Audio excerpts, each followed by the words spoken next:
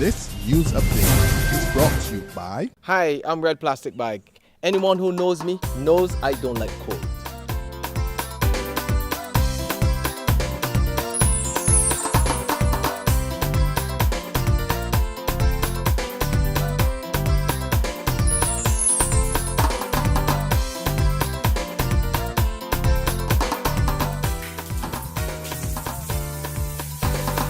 Sunshine reigns in my country. I love it. Get your sun power.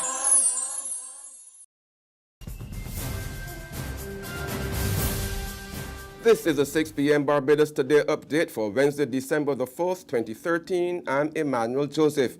A local economist and a senior analyst at the credit ratings agency Standard & Poor's say government may have no choice but to send home public servants. Michael Howard says it's unfortunate but unavoidable.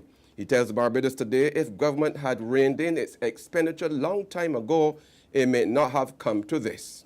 I think that government delayed making serious adjustments on the current account primarily because of political reasons, that is to win the election and so forth. But now the problem is staring them in the face. The economy has declined sharply, the reserves are falling, and the current account expenditure is still very high. Now, the wages are the biggest part of the current account, and I think the government has no other choice but to cut wages, and the only way to cut wages, and they realize it, is to reduce the size of the public sector, that is, to send home people. It is a sad moment, I think, for the country, but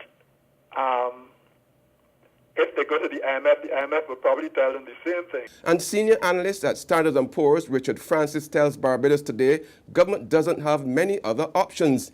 He's not telling the Frondel Stewart administration what it should do, but he says cutting the wage bill is one of the only few options left.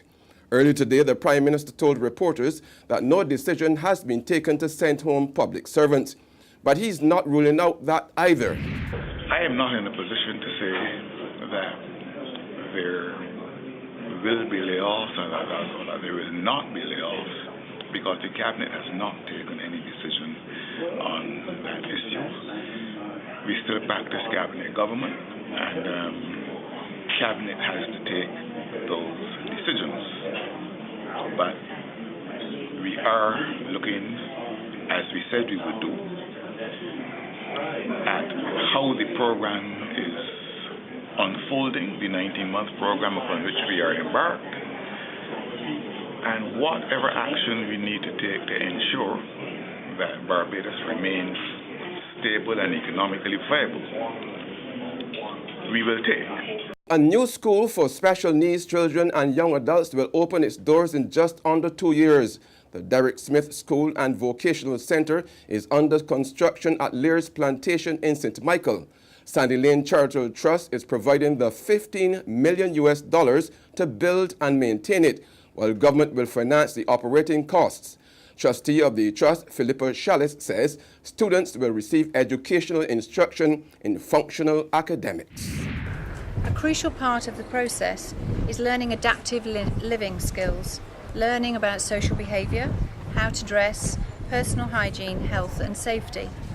You'll see from the shell of the lifestyle building today, building behind me, a huge home studio, a place to learn how to make a bed, how to do the laundry and how to maintain a clean environment. Equip the children with the skills to live as independently as possible. In sports, West Indies made a shaky start in the first innings against New Zealand after Ross Taylor scored a maiden double century to put his side in control of the first test on the second day at University Oval, Dunedin. The West Indies were reduced to 24 for 2 before recovering to reach 67 without further loss by the close. They faced a Herculean task to avoid defeat after New Zealand racked up an imposing 609 for 9 declared. There's regional and international news after this short break. McInerney Quality and Consolidated Finance invite you to trade in your old car for a new one. So, bring your car and come to McInerney Quality in Wildy. That's right, all trade-ins are welcomed. Any make or model we'll trade towards your new car. Plus, you get 2 years free insurance when you purchase a Kia, Mazda or Ford. And with on-the-spot financing by Consolidated Finance, you can drive away with something new. So, bring your car and come to McInerney Quality in Wildy. All trade-ins are welcome. In regional news, Jamaica and Trinidad and Tobago have signed an agreement on improving free trade and free movement arrangements between the two countries.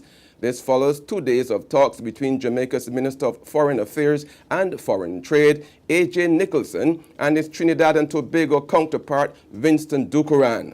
The two met after 13 Jamaicans were last month refused entry into the Twin Island Republic.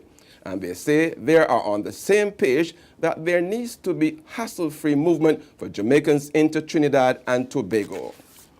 Internationally now, fast food workers in 200 cities across the United States will go on strike tomorrow to press for higher wages.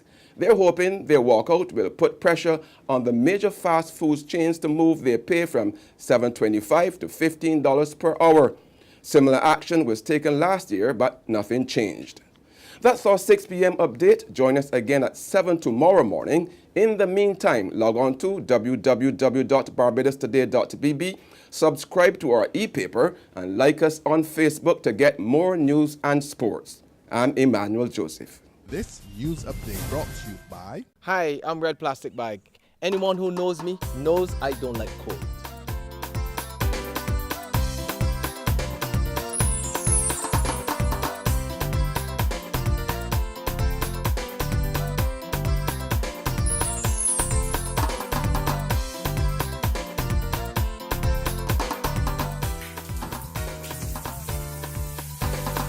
Sunshine reigns in my country. I love it. Catch the sun.